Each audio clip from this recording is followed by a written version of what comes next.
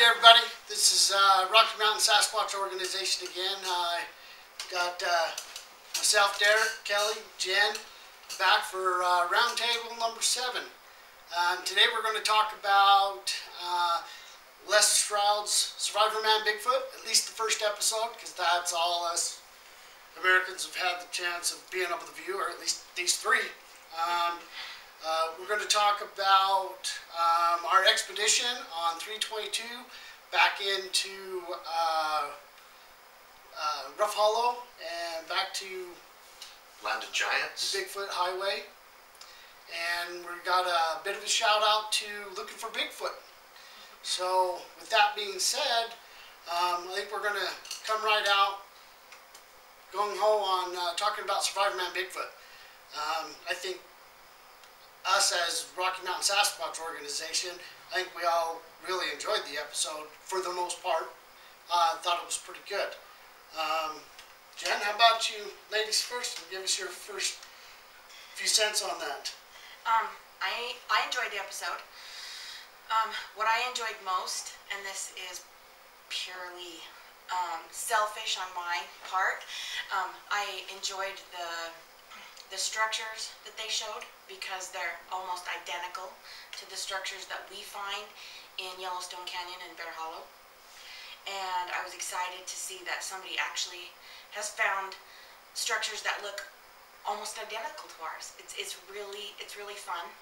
And I liked how Les actually was commenting on how, yeah, how did somebody get that tree that weighs that much to be stuck clear up in the trees upside down? And that's what we find ourselves. And it was so exciting for me to see that, because we find that, and I haven't seen anybody else find things like that. So it was really exciting to me. At least something that sits so close to home. Yeah, that we find ourselves. So that's what I enjoyed. And you, Kelly? Yeah, that's what I liked most about Les Stroud's Survivor Man Bigfoot show is, when we go out to a Bigfooty place that has a history, past and present, of Bigfoot sightings, one of the things that we're looking for is we're looking for the snap-offs.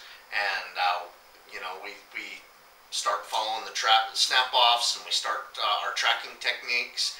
And sometimes in the snap-off region, we can start finding tracks, it seems, around snap-offs. They're like Bigfoot trails, Bigfoot highways. I don't know if you guys have seen the 3-mile trackway just across the U.S. border into Canada, but it's a 3-mile trackway in the snow, and everywhere that Bigfoot traveled, it was snapping stuff off. From the smallest twigs to 2-inch saplings, it's like it's a habit.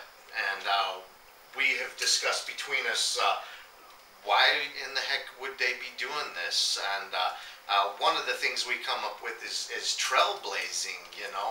People talk about how it stays hitting in some of the thickest territories, or the thickest environment. Following you on kind of an animal trail, and it's able to keep up. Well, if they're always... And semi-stay silent for the most part. If they're using these all the time, and they're snapping stuff off every time they come through, it's hindering the growth. And in these thick parts, they may be just sliding through these little Bigfoot alleys and stuff they're making. And we've been putting this together, and we found places where we think this happens. And Jenny identified one on one expedition. Derek identified one of these alleyways on another expedition. I mean, they're really into snapping stuff off where they travel. And and Brody, and it leads us to footprints, leads us to larger structures that some of them we deem territorial structures, and these were all on Les Stroud's show. He's running around with Todd standing and stuff, and they're finding these snap-offs and structures, and they even found some footprints. And it was like deja vu. It reminds us of a lot of our expeditions. It was great to see that they do the same things that we've been doing for years. kind of tells us somebody's been watching our videos. We don't know that. Oh, I doubt they got it from us. But if you're out there in the field at these places and you're finding the physical evidence that goes right side by side with snap-offs and structures and stuff, you start putting two and two together. I have to give Les Stroud a lot of credibility for getting with Todd Standing, because he knows his Bigfoot. He knows Bigfoot habits. We've experienced it, and we're starting to identify structures and snap-offs with Bigfoot activity. And our GPS map overlay project that we did last year, it was Jenny's idea. Jenny's the one that got the project going. We've got 4 hot spots that we've plotted out. The very large structures. I'm not talking something that a bunch of Boy Scouts could go up and build. I'm talking stuff that's way off the grid, way off the trails and stuff. I mean, we go backcountry. We're not on some dang trail on most of these, and these structures seem to encompass food sources and water sources. You'll find on our GPS map overlays that they'll circumference mountaintop springs that usually have a lot of food sources and berries, game, nuts, and what we like to call Bigfoot salad. And Bigfoot salad is an edible form of milkweed, and it makes sense that they territory off these places, you know. It lets other groups or perhaps the rogue male know, hey, you're coming into my territory, you're not eating my Bigfoot salad, my berries, and my game, or drinking out of my spring. So that's what we're starting to notice with our project, and I think we have real hardcore data that's given us some answers to some of our questions, and it's also creating more. But Les Stroud and Todd Standing are on to something if they're following these snap-offs and structures, and of course we've seen the footprints that they're finding. It was like watching ourselves do it. It was very, very odd. It was a deja vu experience. It was deja vu experience. I sat there with my mouth open half the time, wondering, this is like watching our stuff. So it was Brody called me up and said, they've been watching our videos. It's true. And I'm like, give me a break. Todd Standing's been doing this just as long as we have. But it was very, very bizarre. He figured it out on his own. It was bizarre to actually watch something that looked exactly like what we do all the time. There you have it. I guess that's our 2 cents, because I don't have anything further I could say, because you pretty much nailed it right on the nose. Right on. Other than, we've been doing it for years and been saying it for a long time. And if you go back on our videos since and our timestamps, you will so, see that our stuff is older than that.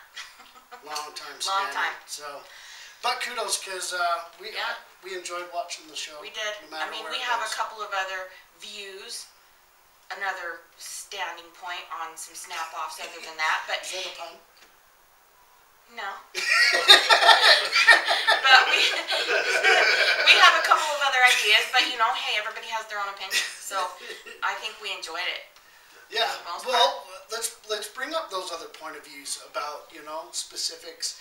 You know, they kind of pointed towards, you know, they were segregating their terrain, their territory, by the way they were breaking off and doing these snap-offs, where that's, this is yours, this is mine. yeah. We don't know if that's quite, well, we don't know. I really think they're trailblazers, and yeah, I do know that. I think it's more than just trailblazing, though. I mean, I think it's a situational thing. I think it's, again, habit, instinctual, and no matter where they are, something could have upset them. You know, a mountain lion, big mountain lion, could have just entered terrain where it was close enough that it knew it was there. So it sparks that aggression where it just snap, and just to snap off something, just to let whatever it is, whether it's a bear, whether it's a mountain lion, another alpha male, or even a female male, or a logger. Or a trapper. They're just flat stating a fact, and it doesn't matter wherever they are and wherever that aggression goes at the moment. It could be north, south, east, or west. It's just letting you know. So I don't think it's as much that as it is the internal just instinct of.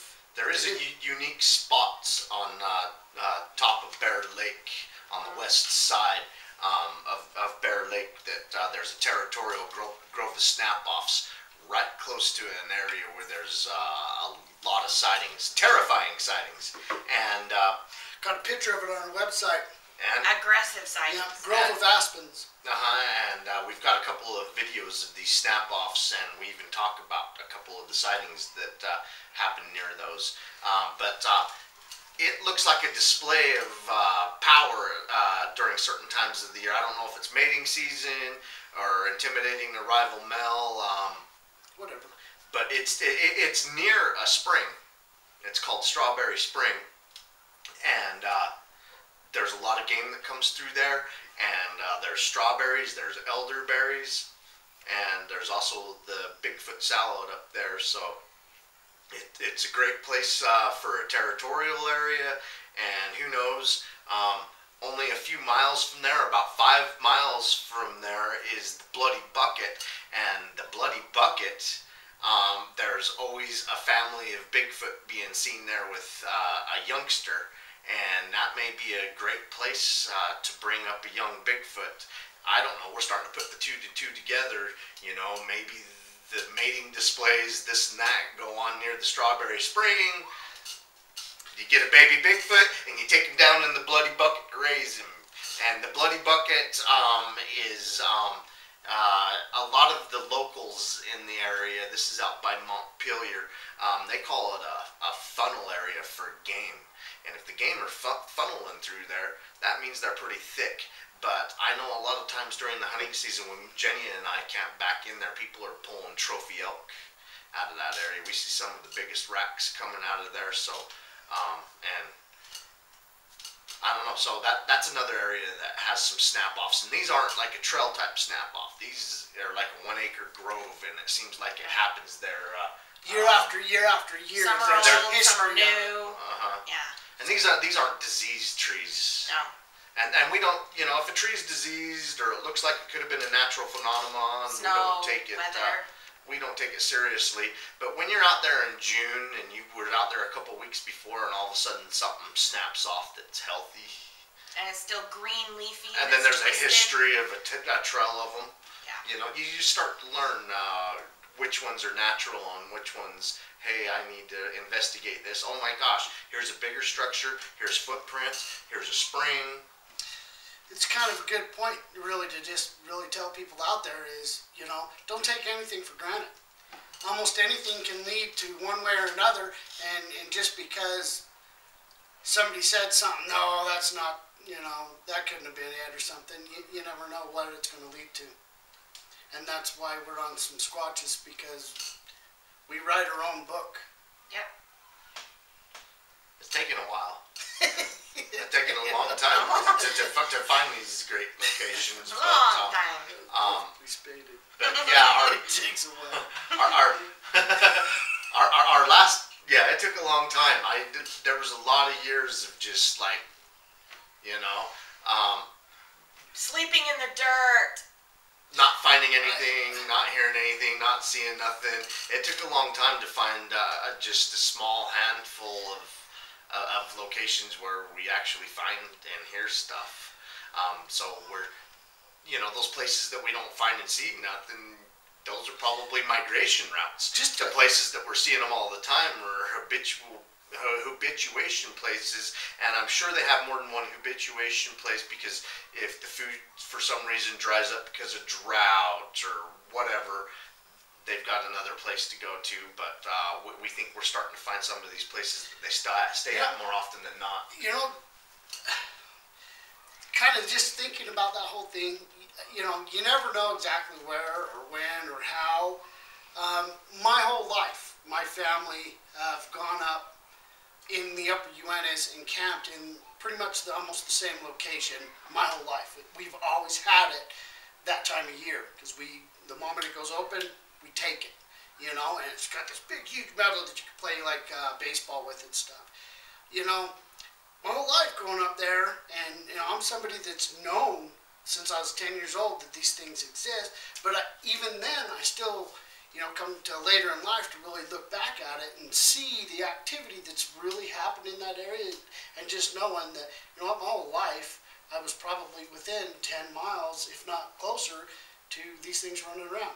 And you never know when you're going to hear something that in fact was a Squatch making some type of vocalization or something, out camping, whatever you're doing, fishing, hunting at any given time.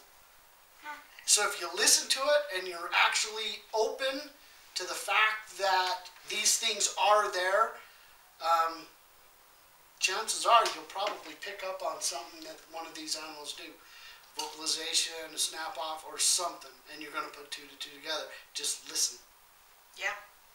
A lot of times we'll pick up things on our camera that we didn't hear at the time, but we'll review and hear it later because it blends so well with everything else, or it's so deep baritone. There's no baritone, and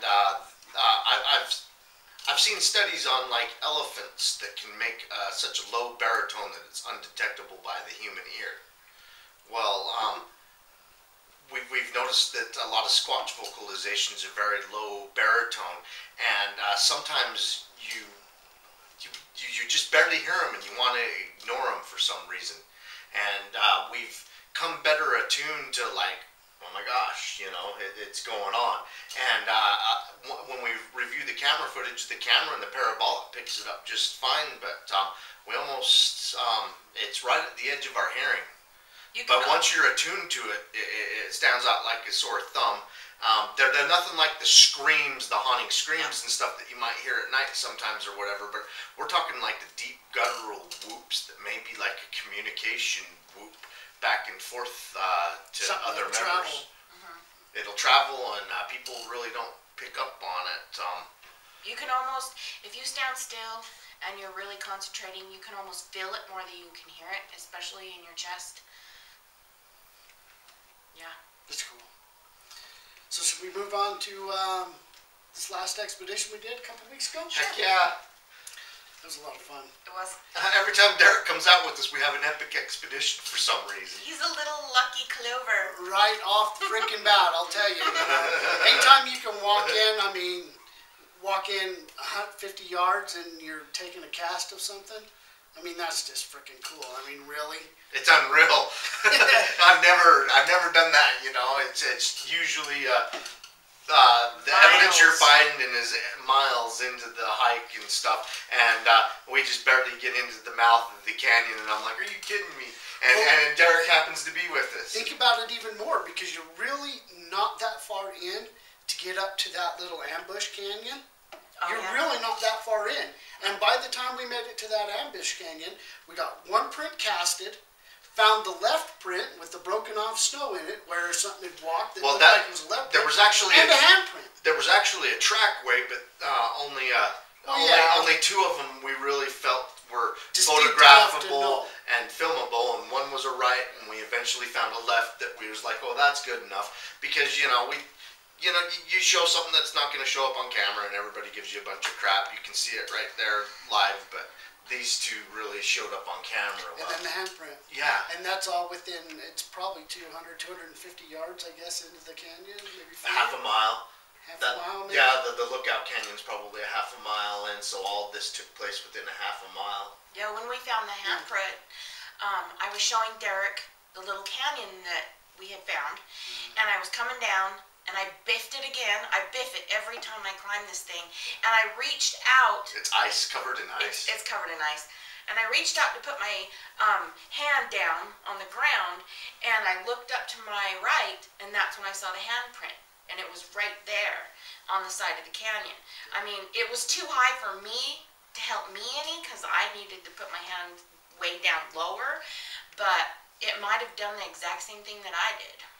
It was solid ice. Straight up. I mean, you had the tops of rocks and stuff sticking out, but it was pretty much ice and slick as hell right through there. It was actually pretty cool. And I'm sure, I would be interested. I'm going to be putting that hexadrone, that copter is going to go right up that canyon, and we're going to see exactly where that leads and where you can get. As soon as that's possible, we're going to make that happen and get a bird's eye view of that. When we found the bedding spot the first time we found it, what led us to to this new little side canyon. If you guys watch the video, it's only like 10, 12 feet wide. So I don't know what you would call that, but it's canyon.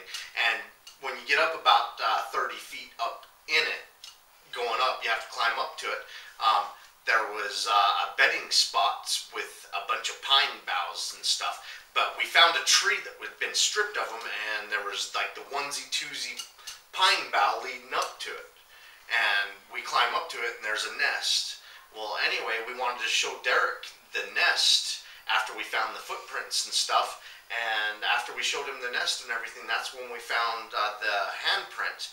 And I really want to let you guys know that this handprint was 11 inches from the bottom of the palm to the top of the finger, had a real stubby thumb, which is indicative of a Bigfoot footprint. They're a little bit more stubbier than ours in proportion to the hand. But mine's 7, this was 11. And just before we found it, there was 14-inch footprints. Well, Brody and I, back in October, or I think it was September, we were tracking 19 and 14-inch footprints up a very steep incline, and near the 14-inch footprints, looks like the one leaving the 14-inch footprints puts its right hand down twice. Here. And here. Show how. Show how long it is. That is 11 from. Obviously, it's from 11. Yeah, there's mine, and there's 11. That much longer than his hand. It almost, you know. But it put it down twice in a very steep section. Its right hand.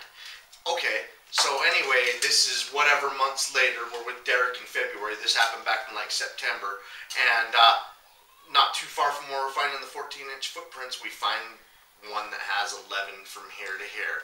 Is that a coincidence, or do you think the one with the 14-inch footprints went up to that bedding spot, and when it was coming down, threw its hand down? Threw its hand down.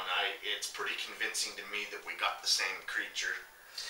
For that fact, it was a right hand. Right? It was a right hand. It was the exact same size, same size hand, and you're talking 5 months later, 6 months later. Yeah. So, you know, if in fact our original beliefs of having an infant, you have still a relatively young toddler. infant. I mean, at that point, I'm we sure think the one it's leaving running around on 14-inch its own, footprints but you never know. has an infant. How fast do they grow? You know? I How bet fast? I bet it's faster than us. It's got to be in All animals. In the animal kingdom. They've got to be able to. Probably. But you know, gorillas and chimps, the babies pretty much are with the mamas until they're 5, and then the mama still keeps a close eye on them. Even other. I mean, They all stay together. Yeah, Unless it's a they're group met. effort. you at least got. And that's what we're finding also with Bigfoot. The rogue is the exception. You know, I don't know. I think the stereotype, when I've always been a Bigfoot enthusiast growing up, and the rogue always, everybody thought it was a solitary animal mostly. The evidence that we're finding, it's very rare for there just to be one. Usually when we're in an area and we're finding footprints and stuff, we're not just finding one size, one dimension. We're finding a couple, up to like 6 in the Rough Hollow area, and it shows that they're more of a family unit or a group unit than one. So in my opinion, if you have a Sasquatch experience, there's probably a couple more around. I think that a lot of people that see the animal on accident is the rogue, because it is the one traveling from here to there. People that don't see the family units, because they're clear, they stay clear back in the mountain area, in a Safe little, areas in a for a safe family. area for a family. Yeah. The ones that are seen a lot, I think, are the rogues that go through. Sentry or a watcher or something that actually keeps care of the outer Or perimeter. they're keeping an eye on where man is. Or they're a young adult male looking for his own territory or to take over a territory. That's true. I really think the rogues are young males looking for his own females in his own territories, or is traveling around until he gets big enough that he can take one over. I truly believe that, just from our past research and experiences. It makes sense. Makes sense. That's the natural order. Of all animals. Yep. Yeah. So, anyway, I mean, that's just briefly talking Yeah. about this. Oh yeah, that's just the mouth of the cannon. That's just the mouth of the cannon. We haven't even got to Bear Cafe or anything like that yet. That's just the first couple 100 yards. Honestly, I'm going to have to jump out in here because a lot of the way through the middle of this thing, once we got past Bear Cafe for a while, I'm going to tell you guys, it was some hairy crap. Enough that we probably shouldn't have been there. It was, I mean, being safe and being really cautious about what we were doing. Obviously, we made it back into where we did, but it wasn't without some hair-raising crap. It was unbelievably muddy. There was places that were icy and stuff. There was 2 different situations that, just me personally, that happened that, honestly, it scared the crap out of me because I thought I was going off a cliff. Yeah. There's the first time was, I don't know, it was probably about a 40-foot cliff. The first time, and mind you, this or bigger, or bigger, and it's straight down into rocks, so it's not good. So just to put it out, I mean, any of you guys that watch our videos a lot, you actually know what Rough Hollow is, and you've seen some of these cliffs just by overlooking. But to actually, and we'll put a camera down next time we're up there and just sheer straight down and how close we are to the edge, and it was muddy. It was wet, it was muddy, snowy, icy.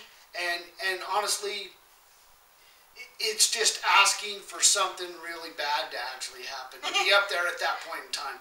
And us as a team, we decided, I don't think we'll ever go back up there when it's that, couldn't be in that type of situation. Cause it was really dangerous. There was there's points on the trail where we only have a space of, I'd say this much to walk on, where there's a cliff on this side and then an uphill on this side. Yeah, you're talking a 60%, 70% incline. And even the coming incline down. and the flat spot where we're supposed to be walking is covered in snow / ice, slushy mud. Or mud, yeah. And it didn't even look like it was going to be, there was vegetation and everything in it. But the moment I stepped on it, it just mushed. Crumbled. And I mean, it was like this thick of just, I lucked out because one of my foot held, there was a big pine tree that I was going for that I'm pretty sure I would have got, but it would have been a muddy mess. But thankfully, one of my hiking boots, wear good hiking shoes. I'll tell you straight up right now, a good pair of shoes can save your ass. Plain and simple. But that was just one of the others. Another one, I got further up on the actual hillside, and I could just feel the entire hillside just starting to slide out. So that was a backtrack. I backtracked a good 15, 20 feet and went back down and around a safer way. But that was a good 70, 80 foot cliff on that one, and that one really scared the crap out of me. That scared the shit out of me. It didn't happen to me. I mean, I heard Derek fall, and I looked back, and I mean, he's just a couple of feet from sliding off that cliff. Yeah. There was no moving. I stood there for a good, motionless for a good like 2 minutes, literally trying to figure out what the best route was to make sure I didn't eat shit, because it was not good.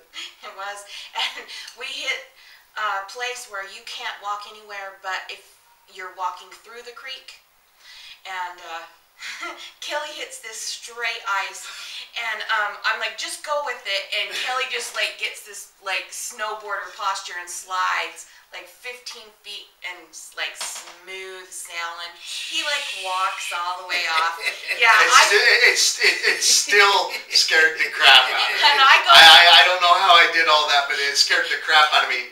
And then I turned back and I watched Jenny. No, it was not pretty.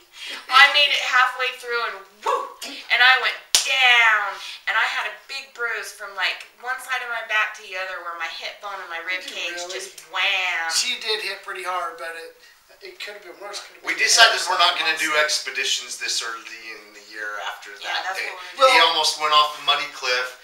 And we're just going to be a little bit smarter about it and know, you know what? It's like a kid reaching that little border, that edge that you push your parents. You know, we're pushing this habit, trying to get, and we know limitation now.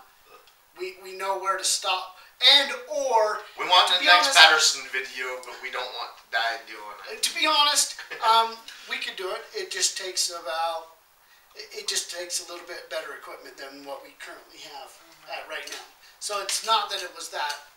I think it takes boots on the ground. And clamp-ons.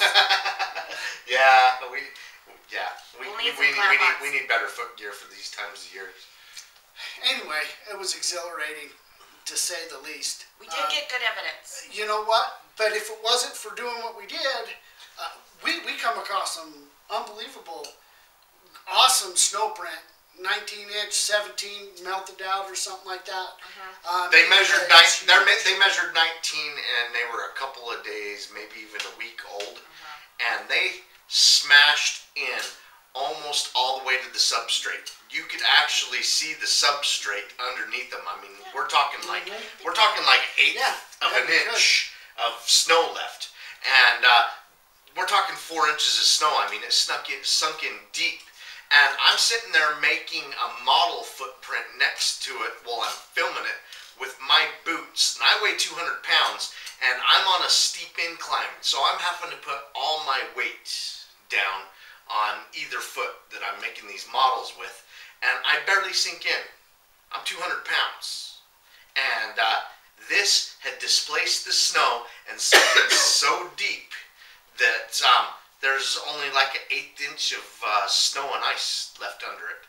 And, so when you go back and look at that, just realize how much weight it took for it to sink in, opposed to me. And then the measurements come off 19 long, 8 inches wide. In my boot, I'm 13 inches long, and I'm almost 4.5 inches wide. So this is a ginormous footprint. And it weighs a hell of a lot more than 200 pounds. It probably weighs more than some of your biggest linemen in football. You know what I mean? I just don't see them sinking in more than another 1/4 inch than I did. It could be situational, though. I mean, we are in Utah, and we get some of the best powder in the world, depending upon when it happened. Mind you, we didn't have a storm anywhere near this that would have dumped that type of powder, I guess, at the time, but that's not a powder region. No, it isn't. But I'm just stating that the snow sets up really hard inside of Rough Hollow because it's in the shade most of the day. Rough Hollow only gets about 3 to 4 hours of sunlight, no matter any time of the year. Because it's so narrow. It's so narrow, and the direction it faces, it's it's north-south. And so the sun passes over it, and so it's only getting 4 hours of daylight. Maybe. Well, there was an entire trackway that went along with these prints as well. You could follow it, that it cut kitty corner up this hillside, and it was basically at the very top of that was where we got that print. Right as soon as you got the best one up over top of it. This trackway was going both directions, and it was almost like a triangle. It was coming out of the land of the giants and bypassed the Bigfoot Highway and coming up to the elk bedding spot. And you just paint this picture in your head after you've been there so many times. The elk always bed down in this place for some reason, and here comes something that's got vegetation in the way, and it's also got a hillside in its way, and it's slipping up to the elk bedding spot. And then it goes back kind of almost in the same area, but a different way. It went down, jumped the stream, ran across the snow, and went back into the land of the giants. We've got to slow you down right there, because if you're going to bust out on jumping the stream, at least give it some credibility. This thing, it was about a 20-foot, 15, 20-foot, straight down the hillside. Solid snow coming up to the top where this print was coming out of Land of the Giants and up kitty corner up into the hill. This thing come down back out and headed somewhat the same direction. Instead of cutting back down where its tracks went, it cut straight across this creek. And but leapt. But the creek was 15, 20 feet down, and On you a got beat. another 15 feet across Down there straight to get down. on the other That thing. was so damn steep. And we've got it on video where the actual tracks had leaped and jumped from one side to the other. It's just we have the sun glare coming down on the other side, and you can't see the trackway leading up the other side, which really sucks because it was really cool to be looking at saying, holy cow, I can't believe something just did this. But it leaped it. It completely, you saw where it stopped and jumped, and it landed on the far side of the bank. So it leaped a good 15 feet across and down. And Just and completely you saw the impossible for a trackway person to do. completely walk up through the snow to the other side. It was so obvious. We've joked around that maybe Shaquille O'Neal has been running around back there. He would have made this leap. And everything, you know, but I don't know. You get into the winter time, and I don't think it's Shaq back there messing with this. Nope. Maybe Michael Jordan. No. Michael Jordan with Shaq footprints. Michael Jordan leaping from Shaq's back, maybe. Yeah. No. Oh my heck. Either way, it was cool as heck to see. We got a bunch of NBA players back there messing with us. You know? Well, not only that, it's not only the angle that's going down, it's the angle that goes across. They're leaping down across. I mean, it must have taken, I mean, the width and the length, it'd snap a normal person's legs right in half. Plus they're on ice and snow That was doing long. it. It was ice and snow. You know, we were just talking about Derek slipping in the mud and Jenny falling down on the ice and me having to do the snowboarder thing.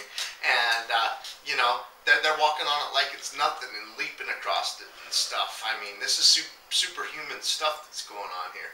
It was pretty cool is what Yeah, it was. it was. It was way cool to have seen and been there. I'm sorry our pictures and videos don't do it justice. You got to be there live, but we try to bring back what we can for you guys. And we do the best we can.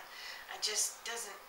We'll think twice now, because we actually could have walked down around and went up and around. I thought they and were got going to to show up. it. Oh yeah, I totally thought. Derek filmed it and I filmed it, and the one where it jumped across and stuff, it just didn't show up well. The close-up prints on the side of the stream that we were on, you can see where it walked up, and then we measured and filmed the best one for you guys, the 19-incher and stuff. So, I mean, you guys got to experience some of it with us, but we're there live and all this just standing out. Like what happened and everything, and and in the elk beds, tell about that log. Oh. I mean that was even further back than where these. Oh, I forgot about that. The log. We'll upload pictures or the video. Oh, you got a video of it. Yeah, it was We'll really upload that really soon. deep snow, and the guys were looking at the footprints, and I wandered off because I always wander off, and She's gonna disappear on us one of these days. 411. I'm gonna be on one of the Jenny. reports one day. Watch is like, new woman. I'm just kidding. I'm sorry. But the snow was kind of the snow was up to my knees, but I wandered off anyways, and I went to the end of the elk beds because we're going to backpack up in there this summer, and so I was looking for a really nice flat spot for us to put our tents. Well, I came across this log that has been ripped apart. I mean, it's dug all the way through, all the way down in between. Every bug, every grub has been dug out of this thing. But what was interesting is whatever had been doing this had lifted this huge log up in the air, stuck another log, well, another, like I don't know, a tree that's about A about massive limb, I think. 4 to 5 inch tree underneath it, so that it was up in the air, so that it could dig out all underneath it and everything. And it was very bizarre. I don't know. You guys will love the video. I forgot we even have that. Yeah, I couldn't figure out. There's no way an animal would do that. Why would it lift up a big, huge tree and stuff another log underneath it to hold it up into the air so that it could finish digging out what was underneath We it? find some crazy stuff back there often. Yeah. And well, obviously you guys have been back there enough that this is something that happened during the winter. Oh, it was. Because we had just been back there that fall and that wasn't the case. And nothing. Several times that fall. And honestly, there's really nothing that could have got back in there up until the weekend that we made it. Because you guys had tried to come back up in there and had to turn back. We had 4 expeditions back there, and it was our 4th one that we got back there, and it was with you. We had to turn back a mile in the 3 prior times, and then after going all the way back in there and back, I discussed with you guys afterwards, we probably shouldn't have done this. Yeah. It was very dangerous, the ice and the mud and everything, so yeah, we put our lives and stuff on the line to Bigfoot sometimes, and we need to be a little bit more careful about it. I think we need to, yeah. Just some additional, not better, just additional equipment. Yeah, we need some more equipment. But yeah, I don't know. You have to take some risks if you want to find Bigfoot.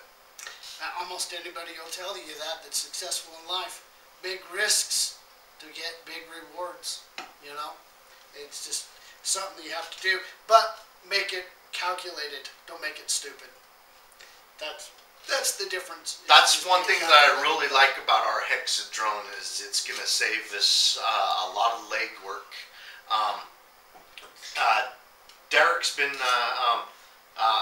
flying practice version and getting acquainted with everything about it. He's been managing it, but it's going to be a game changer. When we can bring that up there, and we can find the structures from the air, and we can find the mountain springs and stuff like that. We were pretty mapping out different areas and stuff that entire time. That expedition of like, yeah, this is where we could really bust this out and utilize it if we can get it back in there that far. Yeah, which we will be able to. Yeah. Just because you have an Hexadrone don't mean that every time you hear something following you can throw it up in the air. You know, you need a place where you can get it up in the air. Well, you need line of sight. You know, I mean, there's a certain limitations of what you're going to have with it, but it's so cool. I can't. Yeah, it's not the answer to everything, but it's definitely a great tool that we have in our arsenal. That's going to save us a lot of tread on our boots. I'll tell you guys this. I'll give you this, and I believe Adam, our sponsor, will appreciate it. That, you know, he full on said, you know, you get the opportunity of getting the Sasquatch in your sights on camera on that damn thing, I will sacrifice the drone for it. I'll ricochet that sucker off its forehead if I have to. Just telling you right now. Thanks, Adam. Yeah. Appreciate you. Straight up, man. But by the time I'm done, I'm going to be building them myself, so it'll be a little bit cheaper to be able to reproduce it or fix something. So yeah, it's definitely something we want to keep in our arsenal, and we'll always have some type of a drone to throw up there and give us some aerial reconnaissance. It's cool. all in all, the day that we did go, it was a good day.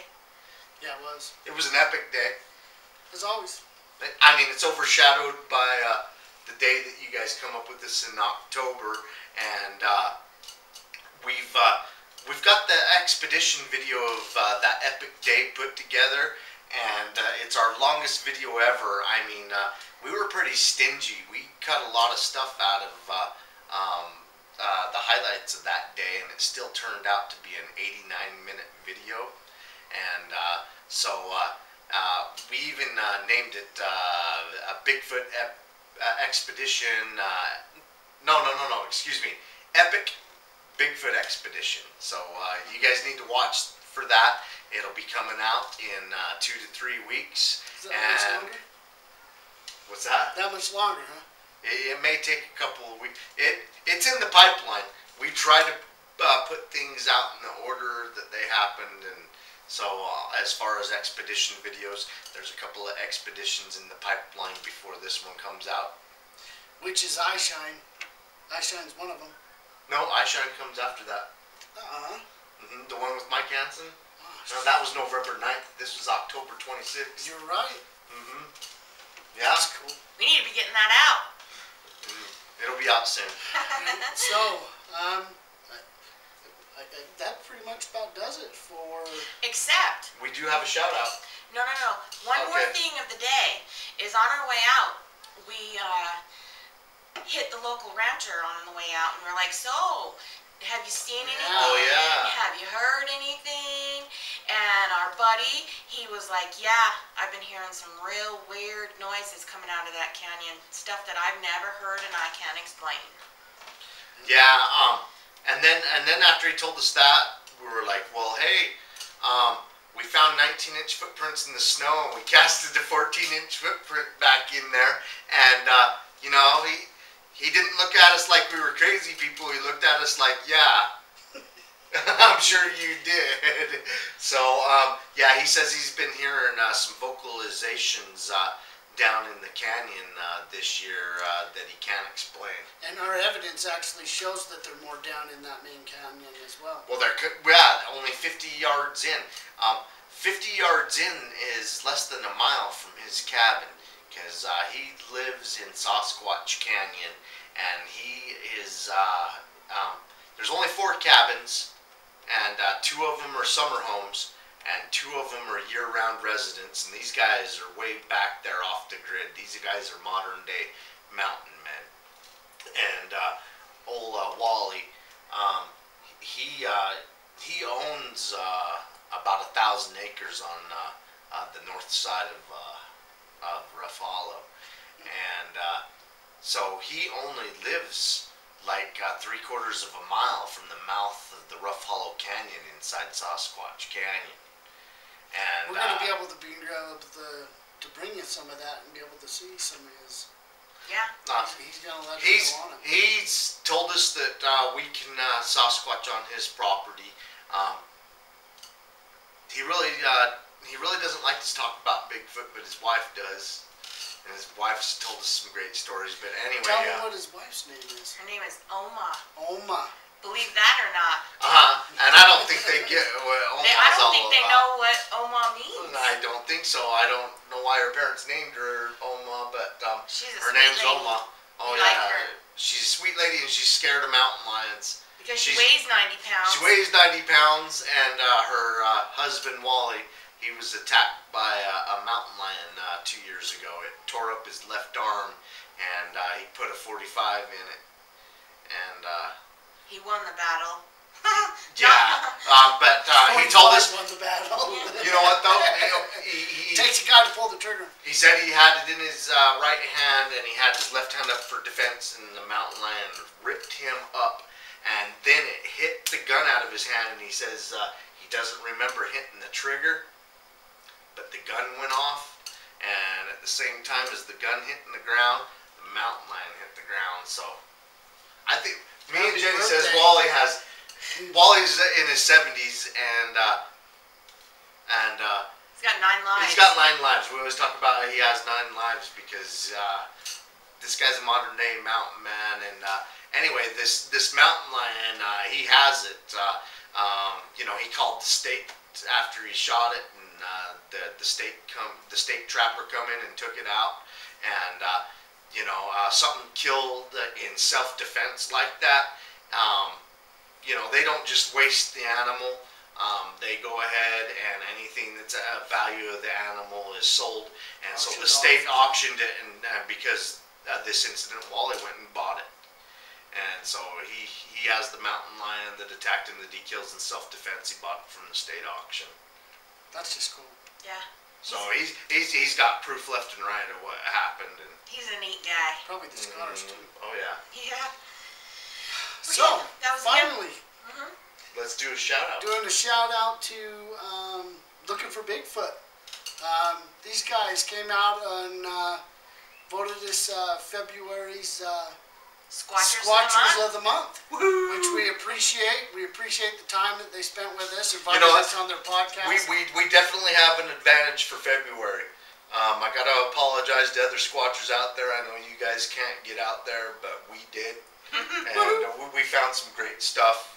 That was our 14-inch Bigfoot trackway in the snow. If you guys go to our YouTube or you go to our website, you'll be able to find those trackways in the snow, a 14-inch Bigfoot. Those are pretty rare to get Bigfoot footprints in the snow, and we got them back there, and I think that's what really got us on their podcast. Man. And go watch their podcast. Breakdown of catching that thing running up that hillside. Yeah, our accidental that was video. a pretty big deal. Oh yeah, we had that a bunch of happened good in stuff out February as well. So yeah, our Valentine weekend. Woo! Gotta love the squatching. It was an epic weekend. Cool, man. But thanks for having us on the podcast. We really enjoyed it. It was a good time. Keep on squatching. Keep on watching. That's right. Yeah. Supposed to keep on watching because we're going